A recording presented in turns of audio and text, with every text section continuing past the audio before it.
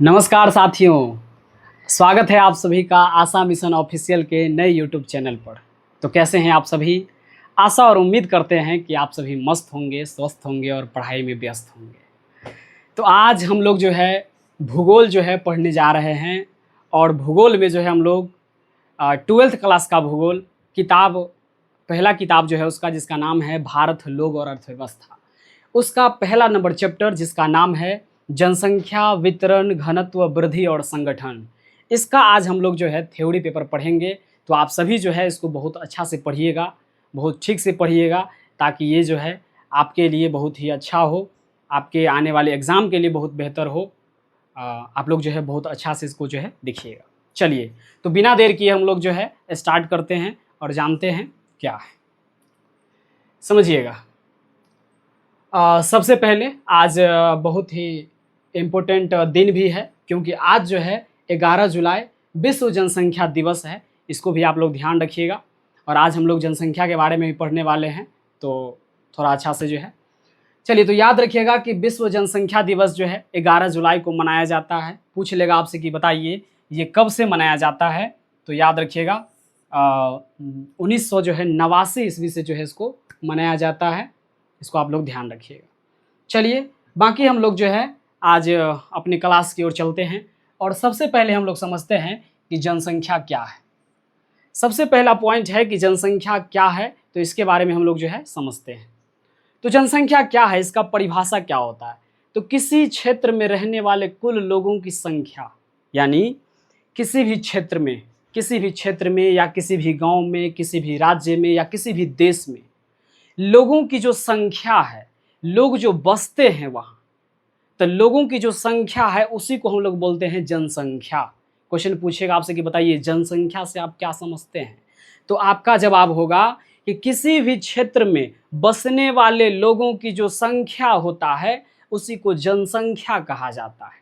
ठीक है मित्रों, समझ में आ रहा है? पूछेगा आपसे कि बताइए जनसंख्या के मामला में पूरे विश्व में जो है सबसे पहला स्थान पर कौन है, तो पहला स्थान पर आपका चीन है। और पूछेगा आपसे कि बताइए भारत कौन से स्थान पर है, तो भारत जो है पूरे विश्व में जनसंख्या के मामला में दूसरा स्थान पर है। लेकिन ध्यान दीजिएगा बाबू, आपको पता होना चाहिए कि वर्तमान समय की अगर बात करें तो विश्व में जो है सबसे अधिक जनसंख्या जो है भारत का है और भारत ने जो है चीन को पीछे छोड़ दिया है। तो इसका जो है आप लोग याद रखिएगा।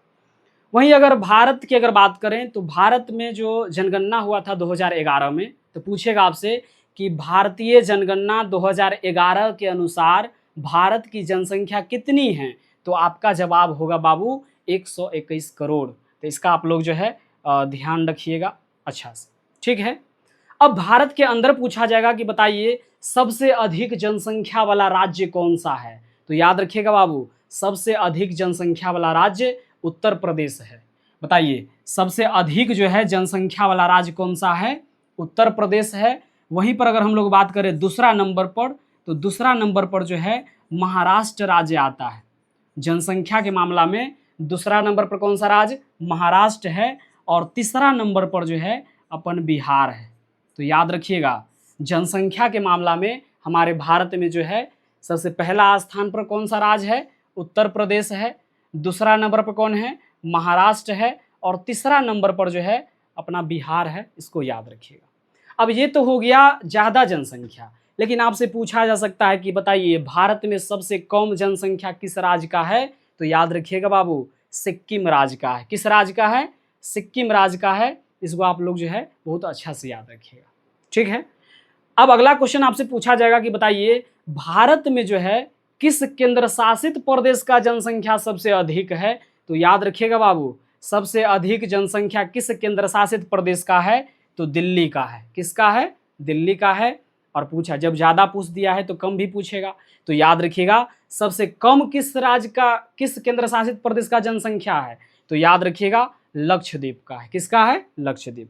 तो ये था आपका जो है जनसंख्या के बारे में। सबसे पहले याद रखिएगा कि जनसंख्या किसे कहते हैं, तो किसी भी क्षेत्र में रहने वाले लोगों की जो संख्या होता है, बसने वाले लोगों की जो संख्या होता है, उसी को जनसंख्या कहा जाता है। याद रखिएगा जनसंख्या के मामले में पूरे विश्व में जो है पहला नंबर पर चीन है, दूसरा नंबर पर भारत है। हाँ, पूछेगा आपसे कि बताइए विश्व में सबसे कम जनसंख्या किस देश का है, तो वेटिकन सिटी का है। किसका है? वेटिकन सिटी, याद रखिएगा। भारत में सबसे अधिक किस राज्य का है? उत्तर प्रदेश का। सबसे कम किस राज्य का है? सिक्किम का।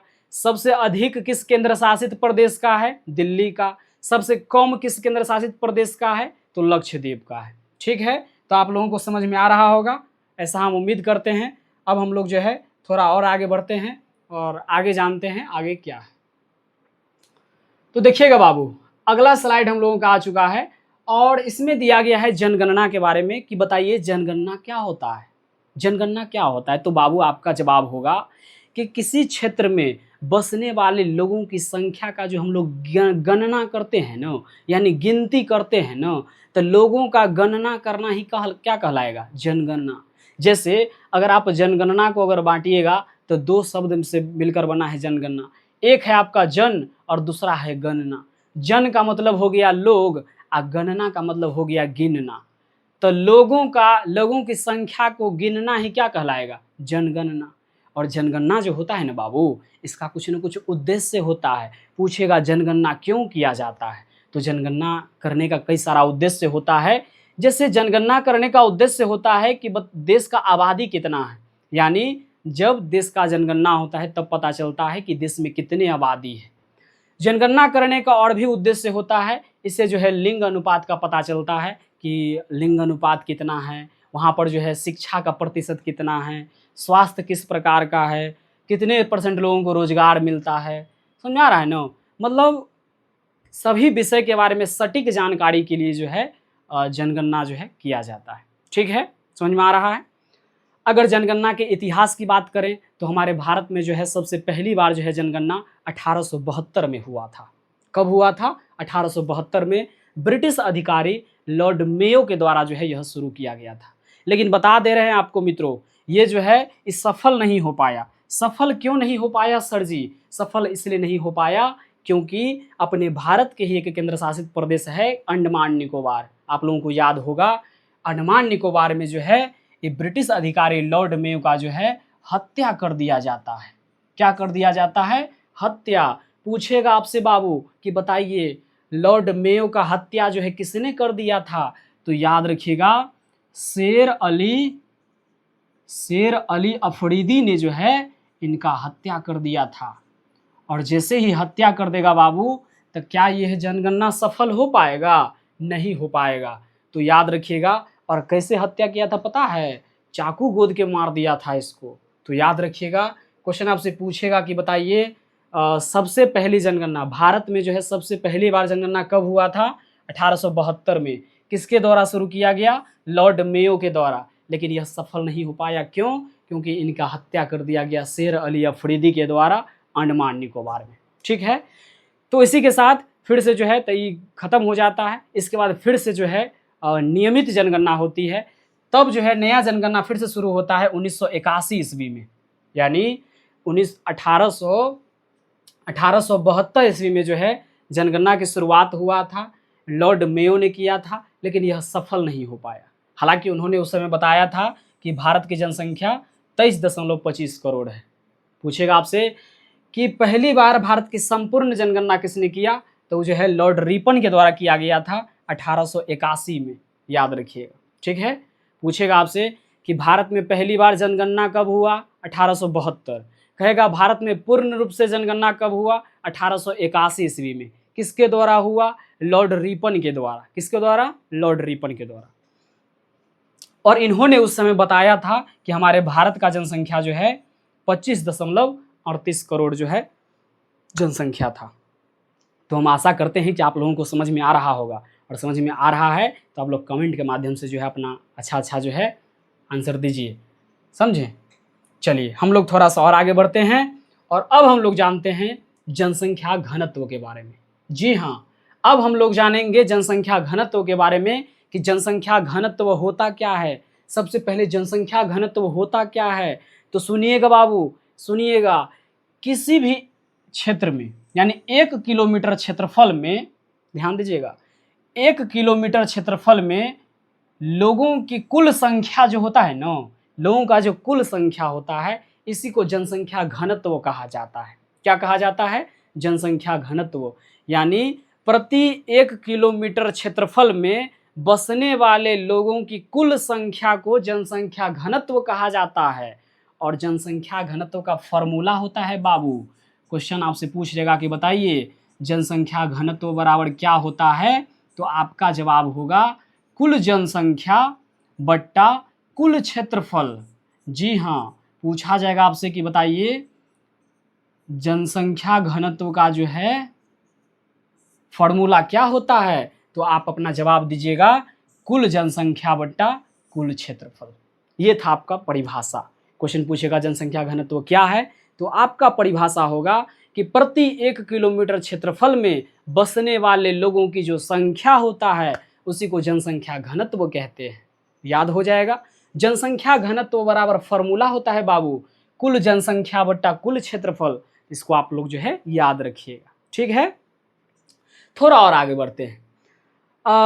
अपने अगर भारत की बात करें तो 2011 जनगणना के अनुसार अपने भारत का जो है कुल जनसंख्या घनत्व 382 है। कितना है? 382। यानी अपने भारत में जो है 1 किलोमीटर क्षेत्रफल में 382 लोग निवास करता है 2011 की जनगणना के अनुसार, याद रखिएगा। लेकिन सुनिएगा बाबू, 1951 की बात बता रहे हैं। 1951 में जो है भारत में 1 किलोमीटर क्षेत्रफल में मात्र 117 व्यक्ति निवास करता था, समझें। तो याद रखिएगा, देख रहे हैं किस प्रकार जो है इसका बढ़ रहा है संख्या। 1951 में भारत का जनसंख्या घनत्व कितना था? 117 व्यक्ति प्रति वर्ग किलोमीटर। लेकिन देख पा रहे हैं बाबू 2011 की जनगणना के अनुसार अभी जो है भारत का जनसंख्या घनत्व कितना हो चुका है? 382 व्यक्ति प्रति वर्ग किलोमीटर। अब ये तो हो गया भारत की बात। अब आपसे पूछेगा कि बताइए भारत में किस राज्य का जनसंख्या घनत्व सबसे अधिक है, किस राज्य का जनसंख्या घनत्व सबसे कम है? तो याद रखिएगा बाबू, सबसे अधिक जनसंख्या घनत्व बिहार राज्य का है। और हमारे बिहार में 1 किलोमीटर क्षेत्रफल में 1102 व्यक्ति जो है निवास करते हैं, समझ रहे हैं। यानी 1 किलोमीटर क्षेत्रफल में 1102 व्यक्ति निवास करता है। और पूछेगा आपसे कि सबसे कम जनसंख्या घनत्व किस राज्य का, तो याद रखिएगा बाबू अरुणाचल प्रदेश का। किसका है? अरुणाचल प्रदेश का। और इनका है 17 व्यक्ति प्रति वर्ग किलोमीटर। इसको आप लोग जो है याद रखिएगा, ठीक है। तो ये हो गया राज्य की बात। अब आपसे ये भी पूछ सकता है कि भारत के किस केंद्र शासित प्रदेश का जनसंख्या घनत्व सबसे अधिक है 2011 के अनुसार?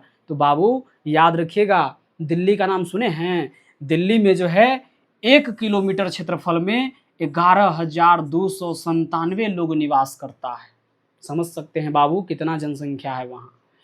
तो पूछेगा आपसे कि बताइए भारत के किस केंद्र शासित प्रदेश में जनसंख्या घनत्व सबसे अधिक है? तो आपका जवाब होगा दिल्ली में है। दिल्ली में जनसंख्या घनत्व 11,297 व्यक्ति प्रति वर्ग किलोमीटर में बसता है। अब ज़्यादा है बाबू तो कम भी होगा। तो याद रखिएगा, पूछेगा बताइए कि भारत के किस केंद्र शासित प्रदेश में जनसंख्या घनत्व सबसे कम है? तो याद रखिएगा बाबू इसका आंसर होगा अंडमान निकोबार। जी हाँ, आपने बिल्कुल सही सुना, इसका आंसर होगा अंडमान निकोबार। इसका आंसर होगा अंडमान निकोबार।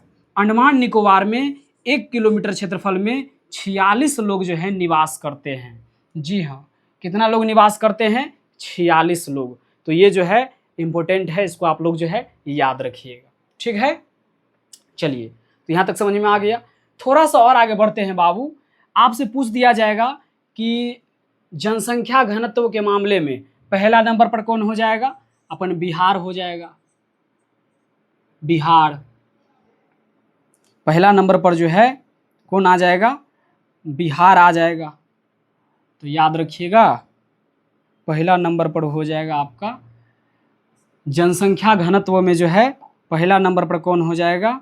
बिहार हो जाएगा। पहला नंबर पर हो जाएगा बिहार। और 1 मिनट बाबू, 1 मिनट। पहला नंबर पर हो जाएगा बिहार। जनसंख्या घनत्व के मामला में पहला नंबर पर हो जाएगा बिहार। यानी बिहार राज्य का जनसंख्या घनत्व सबसे अधिक है। पूछेगा बाबू कि बताइए कितना है, तो याद रखिएगा 1102 व्यक्ति जो है प्रति वर्ग किलोमीटर में बसता है। पूछ देगा बाबू कि बताइए जनसंख्या घनत्व के मामला में भारत का कौन सा राज्य है जो दूसरा नंबर पर है, तो याद रखिएगा बाबू यहाँ पर हो जाएगा आपका पश्चिम बंगाल। जी हाँ, क्या हो जाएगा? पश्चिम बंगाल।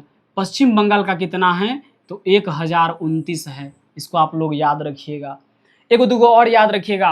पूछ देगा बताइए उत्तर प्रदेश का जनसंख्या घनत्व कितना है, तो आपका जवाब होगा बाबू 829 व्यक्ति प्रति वर्ग किलोमीटर। पूछ देगा बताइए दक्षिण भारत में सबसे अधिक जनसंख्या घनत्व किस राज्य का है, तो याद रखिएगा केरल का है 859 व्यक्ति प्रति वर्ग किलोमीटर।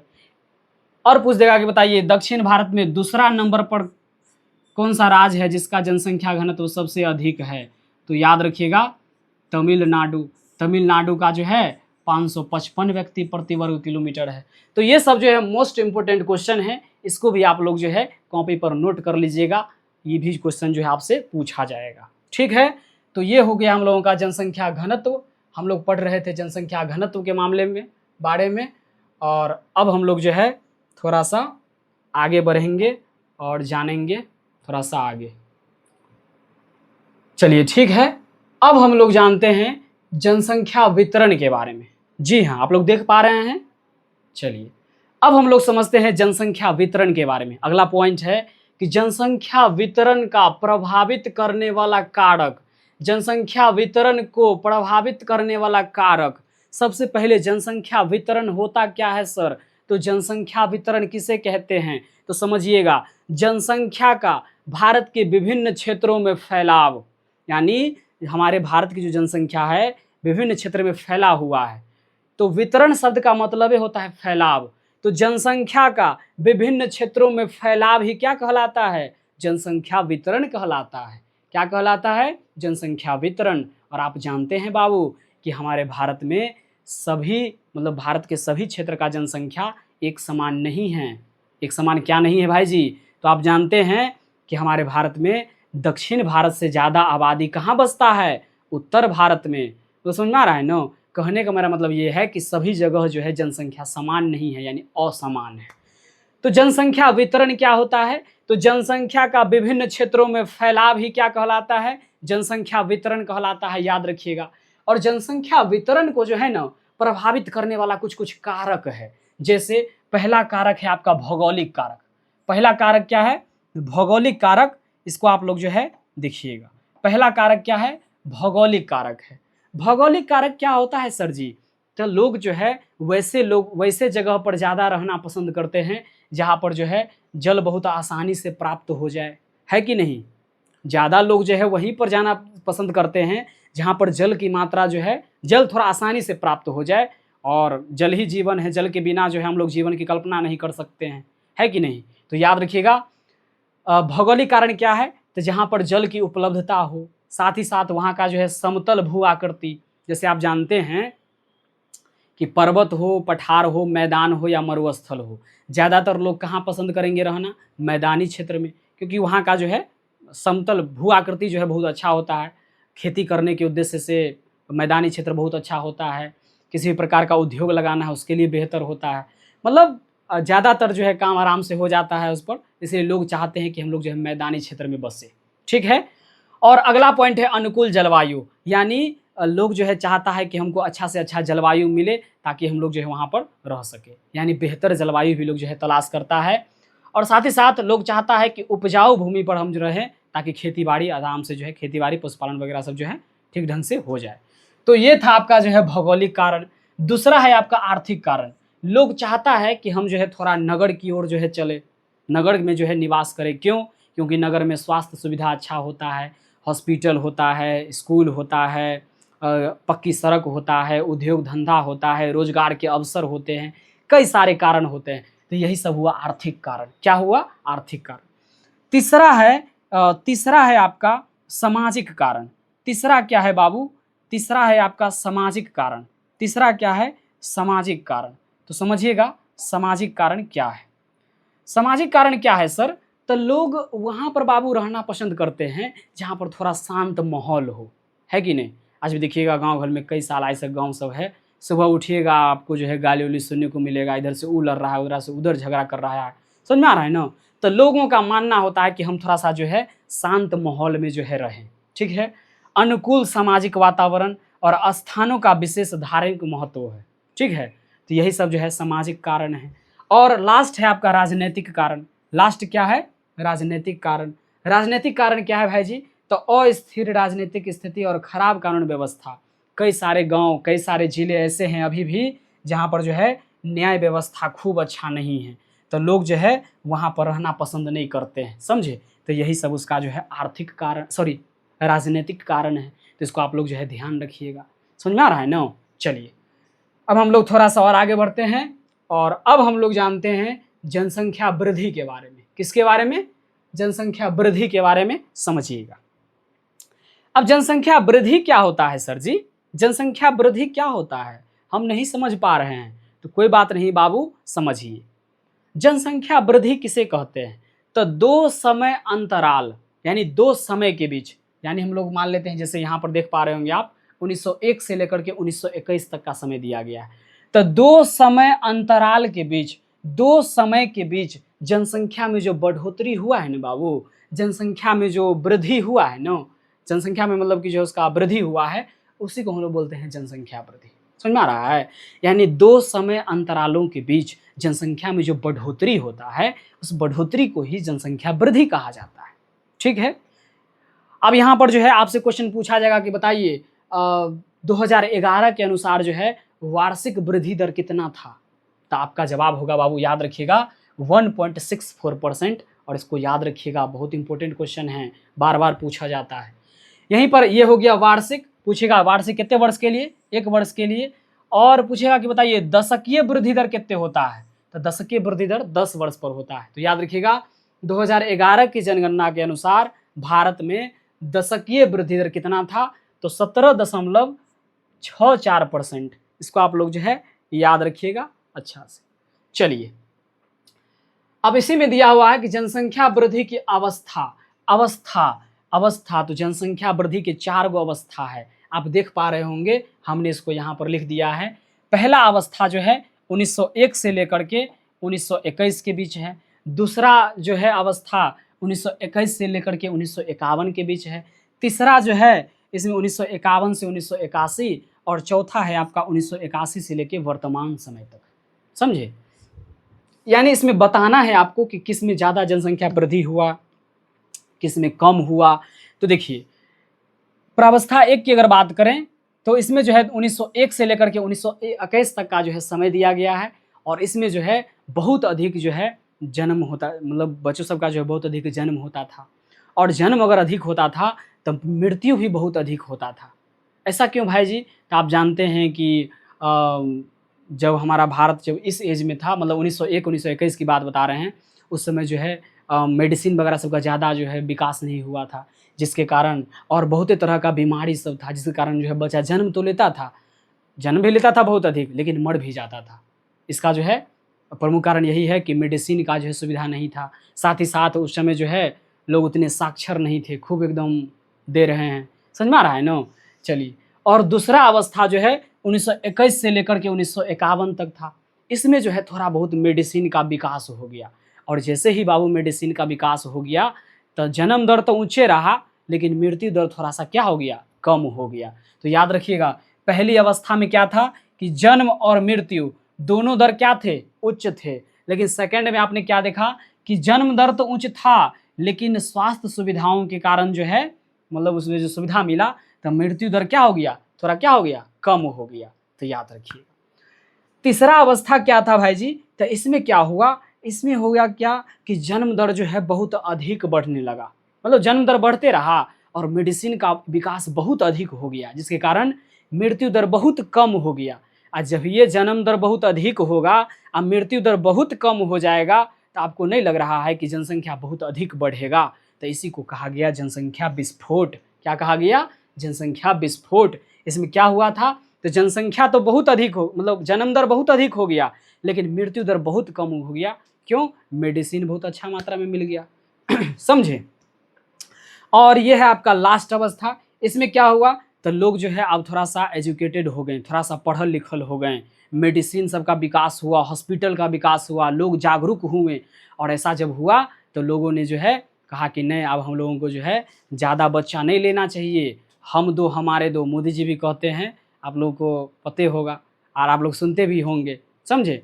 यानी हम दो हमारे दो, क्या मतलब कि एक पति पत्नी है और उसका जो है दुइये को बच्चा हो, ऐसा है। समझ में आ रहा है? कहने का मतलब कि लोग अब थोड़ा जागरूक हो गए हैं, तो लोग जो है अब थोड़ा बच्चा को भी मतलब कि जो है कम लेने का प्रयास करता है और मृत्यु दर तो साफे कम हो गया है। समझें? तो यही था आपका जनसंख्या वृद्धि और उनकी अवस्थाएं। तो इसको आप लोग जो है अच्छा से देखिए।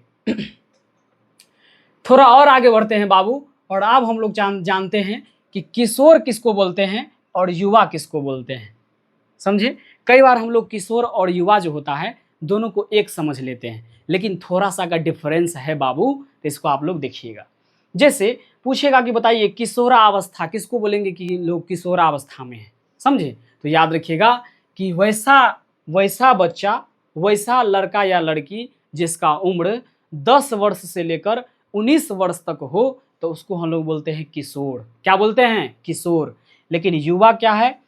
तो जिसका उम्र जिस लड़का या लड़की का उम्र 15 वर्ष से लेकर 29 वर्ष तक होता है, उसको युवा कहा जाता है। क्या कहा जाता है? युवा कहा जाता है। देखो बाबू, पूछा जाएगा कि युवा का परिभाषा किसने दिया था, तो राष्ट्रीय युवा नीति। कौन दिया था? राष्ट्रीय युवा नीति ने जो है इसका परिभाषा दिया था 2019 ईस्वी में। कब दिया था? सॉरी, 2014 ईस्वी में, मिस्टेक। 2014 ईस्वी में जो है राष्ट्रीय युवा नीति जो है परिभाषा दिया था कि 15 वर्ष से 29 वर्ष के जो बच्चे हैं, लड़का हो या लड़की, उसको हम लोग युवा कहेंगे। क्या कहेंगे? युवा। तो समझिएगा।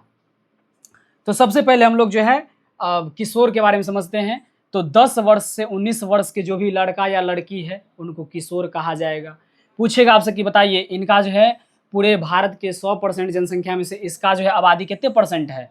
20.9%, यानी लगभग 21%। याद रखिएगा। पूछेगा बताइए पूरे अथी में जो है इसका जो है इसमें लड़का कितना है? पूछेगा कि 20.9% जो है ना, इसमें लड़का का प्रतिशत कितना है? तो याद रखिएगा 52.7% लड़का है और 47.3% क्या है? लड़की है। ठीक है। और उसके बाद कहेगा कि इसका क्या क्या चुनौती है। किशोरावस्था में जो बच्चा होता है उसको कई सारा चुनौती होता है।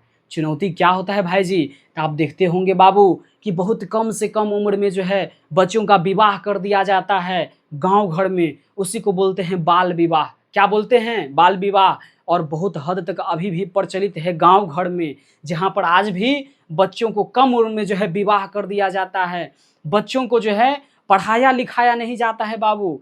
उन लोगों को कहता है कि तुम लोग पढ़ो लिखो नहीं, बहुत कम उम्र में उसको काम करने के लिए भेज दिया जाता है। बहुत कम उम्र में बच्चों की शादी कर दिया जाता है, जिसके कारण बच्चे नहीं पढ़ पाते हैं और स्कूल को छोड़वा दिया जाता है बाबू। देखिएगा गांव घर में जो है बच्चों को नहीं पढ़ने दिया जाता है। और साथ ही साथ कुपोषण, यानी कुपोषण का मतलब होता है कि अच्छा खासा जो है भोजन उसे नहीं पा पाता है। सही बात है। और उसके बाद आजकल जो है नशा बहुत अथी हो गया है। देखिए रहे हैं हमारे भारत के युवा आज जो है नशा के चक्कर में भी बर्बाद है बाबू। आज जब से हमारे बिहार में दारू बंद हुआ है, उस दिन से हमको लग रहा है कि सूखा नशा बहुत अधिक बढ़ गया है। क्योंकि देखते हैं बाबू कि बहुत छोटे छोटे उम्र के बच्चे, 18 साल से कम उम्र के बच्चे सबको जब देखते हैं तो बहुत ख़राब लगता है बाबू। वो सब सूखा नशा वगैरह सब खूब करता है, सब बहुत बेकार चीज़ है। ठीक है। तो यही सब है किशोर सबका चुनौती। उसके बाद अगला है युवा। तो याद रखिएगा इसका परिभाषा कौन दिया था? तो राष्ट्रीय युवा नीति जो है 2014 में इसका परिभाषा दिया था कि 15 वर्ष से 29 वर्ष के जो बच्चे हैं सब युवा कहलाएंगे। कहता है कि बताइए राष्ट्रीय युवा नीति जो था 2014, इसका उद्देश्य क्या था? तो इसका उद्देश्य था कि हमारे भारत के हर एक युवा अच्छे से पढ़े, अच्छे से काम करे, आत्मनिर्भर बने और हमारे देश को जो है ऊंचाइयों तक जो है लेकर के जाएं। यानी राष्ट्र के बारे में हमेशा जो उन्होंने जो है वो सोचे। देख पा रहे होंगे, युवाओं की क्षमता का उपयोग कर भारत को विकसित राष्ट्र बनाना इसका जो है उद्देश्य था। याद रखिएगा। एक और इम्पोर्टेंट यहाँ पर याद रख लीजिएगा कि कौशल विकास तथा उद्यमिता नीति जो है कब आया था? पूछ देता है कभी कभी। 2015 में आया था। कौशल विकास तथा उद्यमिता नीति कब आया था? 2015 में आया था। इसको आप लोग याद रखिएगा। अब हम लोग थोड़ा सा और आगे चलते हैं और अब हम लोग जानते हैं जनसंख्या संरचना के बारे में। किसके बारे में? जनसंख्या संरचना के बारे में। जनसंख्या संरचना को ही बाबू जनसंख्या संगठन कहा जाता है। अब भाई जी जनसंख्या संगठन क्या होता है? तो सुनिए बाबू, जो जनसंख्या होता है ना, उसको विभिन्न आधारों पर बांट कर देखना, विभिन्न आधारों पर उसको बांट देना, उसको ही हम लोग क्या बोलते हैं? जनसंख्या संगठन। जैसे लोगों को ग्रामीण और नगरीय जनसंख्या के आधार पर बांट देना, लोगों को भाषाई संरचना के आधार पर बांट देना, लोगों को धार्मिक संरचना के आधार पर बांट देना। समझ में आ रहा है? समझ में आ रहा कि नहीं? तो लोगों का यानी जनसंख्या को विभिन्न आधारों पर बांट देना, विभिन्न आधारों पर भेदभाव करना, ये क्या कहलाता है? जनसंख्या संगठन कहलाता है। और आपके बुक में 3 गो जनसंख्या संगठन दिया है। एक दिया है आपका जो है, एक दिया है आपका ग्रामीण नगरीय संगठन, दूसरा है भाषाई संगठन और तीसरा है आपका धार्मिक संगठन। समझिएगा। तो 2011 की जनगणना के अनुसार पूछा जाएगा कि भारत में ग्रामीण आबादी कितने % है? तो याद रखिएगा बाबू 68.84%। और पूछेगा बताइए नगरीय आबादी कितने है? तो 31.16%। इसको आप लोग जो है अच्छा से याद रखिएगा क्योंकि पूछा जाता है प्रश्न। ठीक है, चलिए थोड़ा और आगे बढ़ते हैं और अब हम लोग जानते हैं भाषाई संगठन के बारे में। तो समझिएगा हमारे भारत में जो है 22 प्रकार के भाषाओं को मान्यता प्राप्त है। हमारे संविधान के द्वारा 22 भाषाओं को मान्यता प्राप्त है और ये 22 भाषाओं को अनुसूची 8 में जो है इसको रखा गया है। 22 गो भाषा कौन है? अगर आप लोग सुनिएगा तो हम सुना देंगे। कश्मीरी, सिंधी, पंजाबी, हिंदी, बंगाली, असमिया, उड़िया, गुजराती, मराठी, कन्नड़, तेलुगु, तमिल, मलयालम, उर्दू, संस्कृत, मणिपुरी, नेपाली, कोंकणी, बोडो, डोगरी, मैथिली, संथाली। समझ में आ रहा है ना? तो ये सब जो है आपका जो है 22 भाषाएँ हैं। आप लोग जो है याद रखिएगा, हालांकि याद नहीं रहे कोई बात नहीं है। चलिए तो पूछेगा आपसे कि बताइए संविधान में जो है कितने भाषाओं को मान्यता प्राप्त है? तो 22 भाषाओं को मान्यता प्राप्त है।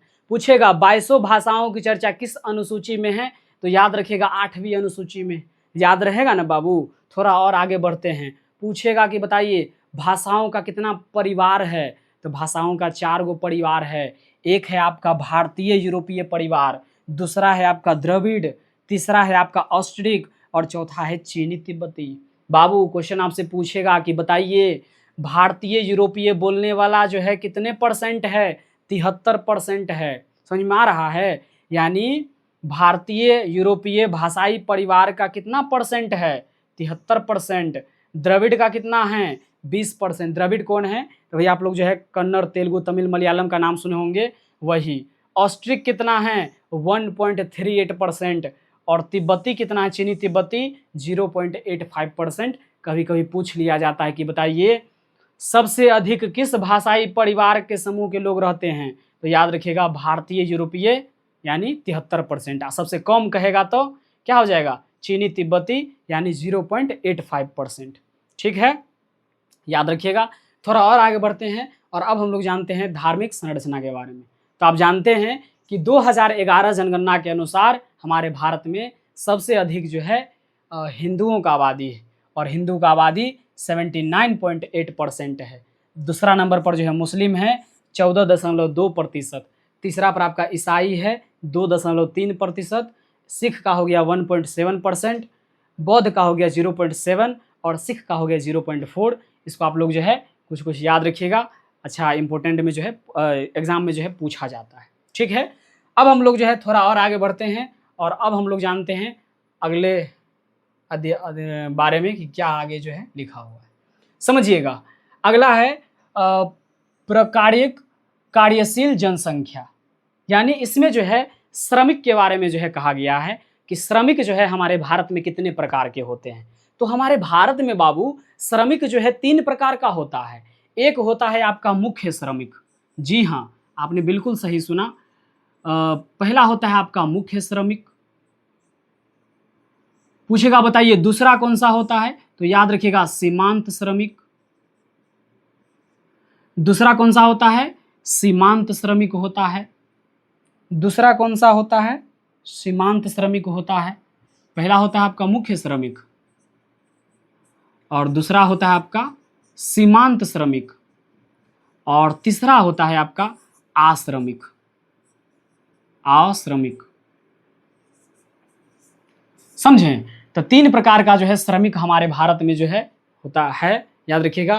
पहला है मुख्य श्रमिक, दूसरा है सीमांत श्रमिक, तीसरा है आश्रमिक। कभी कभी इसका परिभाषा पूछ लिया जाता है, तो याद रखिएगा बाबू कि वैसा व्यक्ति जो एक वर्ष में, यानी 365 दिन होता है ना जी एक वर्ष में, तो एक वर्ष में वैसा व्यक्ति जो एक वर्ष में मात्र 183 दिन, मात्र 183 दिन या उससे मतलब कम से कम 183 दिन या उससे अधिक काम करे, तो उसको हम लोग क्या बोलते हैं?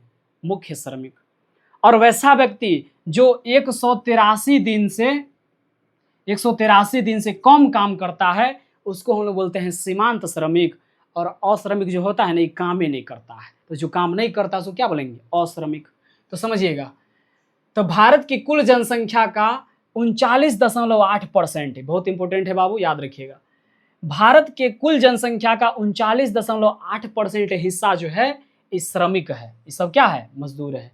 जबकि कहेगा 60% आबादी क्या है? अश्रमिक है, यानी कोई काम नहीं करता है। समझे? तो श्रमिक नहीं है।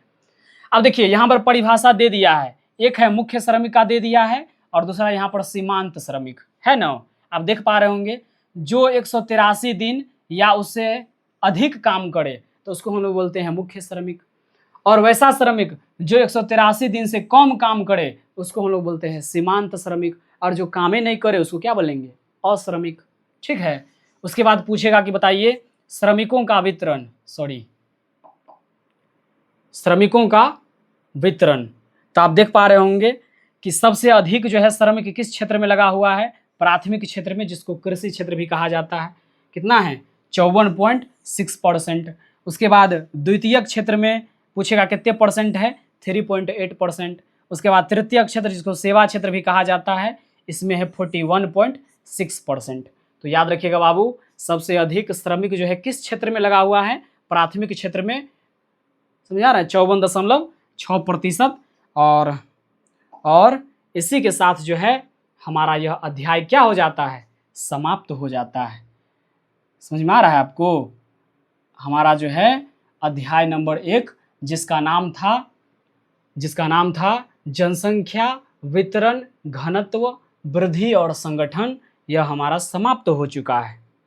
समझ में आ रहा है बाबू? तो आप लोगों को जो है कैसा लगा, इसको आप लोग कमेंट के माध्यम से बताइएगा, और इसको बहुत अच्छा से पढ़िएगा बाबू, क्योंकि आप देख पा रहे होंगे कि हमने एक शॉर्ट में, मात्र एक शॉर्ट में जो है आपका अध्याय नंबर 1, जिसका नाम था जनसंख्या वितरण, घनत्व, वृद्धि और संगठन, इसको हमने समाप्त कर दिया। तो आप लोगों को कैसा लगा यह क्लास, आप लोग कमेंट के माध्यम से हमें बताइएगा। और यह वीडियो को ज़्यादा से ज़्यादा लाइक कीजिए, कमेंट कीजिए, शेयर कीजिए, एंड अगर आप चैनल पर नए हैं तो चैनल को सब्सक्राइब कीजिए। हम हमेशा जो है आप लोगों के आभारी रहेंगे। आप लोग जो है इसी प्रकार ज़्यादा से ज़्यादा कमेंट कीजिएगा, अच्छा कमेंट कीजिएगा, तो इससे मेरा मनोबल बढ़ेगा। और जब मेरा मनोबल बढ़ेगा तो यकीन मानिए आप लोगों के लिए हम इससे भी बेस्ट जो है आपको ला करके देंगे, और आपके एग्ज़ाम के लिए वो बहुत ही रामबाण साबित होगा। इसलिए आप लोग ज़्यादा से ज़्यादा वीडियो को शेयर कीजिए, ज़्यादा से ज़्यादा सब्सक्राइब कीजिए, और अपने उन दोस्तों तक इन वीडियो को शेयर कीजिए जो आज भी स्टार्ट नहीं किया है 12th। ठीक है? तो वो भी जो है अपना पढ़ लिख लेगा, और वो भी जो है आराम से अच्छा नंबर लाएगा। ठीक है? तो आप लोग जो है समझ गए होंगे, अच्छा से अच्छा कमेंट कीजिएगा। हम लोग अब जो है मिलते हैं नेक्स्ट वीडियो में। तब तक के लिए जय हिंद, जय भारत, धन्यवाद। गुरुजी।